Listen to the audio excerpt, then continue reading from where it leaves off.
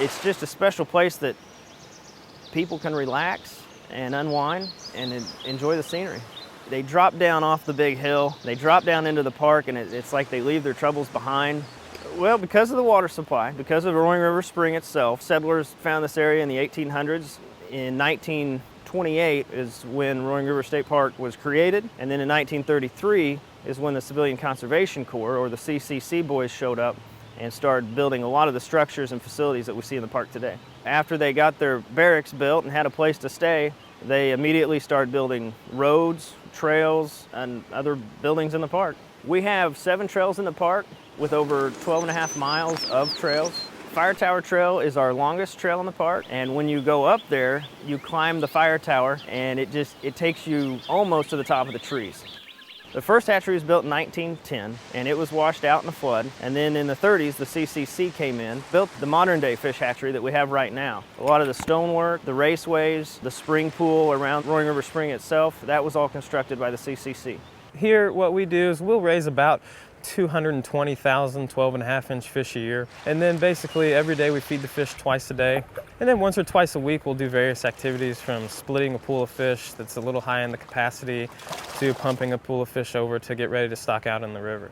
So when we spawn the fish, it takes about 28 days for those eggs to hatch. They'll be in there about 3 months till they get to be about 3 inches. At that point, we bring those outside to these small linear pools, and then we'll grow them up to about 12.5 inches to get put out in the river. We put fish in every night from March 1st to October 31st, so anybody can come back the next day and they're pretty much guaranteed to catch fish. Opening day is always a special day for the park, for the community, and all the people that come down and fish. It's the opening day of trout season. It's always on March 1st. And you always hear a lot of stories about people that have come down and fished opening day, maybe stood on the same rock for 30 years when that whistle blew. It's quite an atmosphere. It's a different type of fishing because there's so many people on the bank. It's kind of shoulder to shoulder, but it's more about the fun and the camaraderie and spending time with friends. Well, we're obviously busy from Memorial Day to Labor Day. When school's out, the families come down and really take advantage of what the park has to offer. To have a motel and an inn and conference facility like we have here, that's rare in state parks, but the Emery Mountain Inn and Conference Center has 26 motel rooms. We have 187 campsites, and we also have the 26 cabins in the park.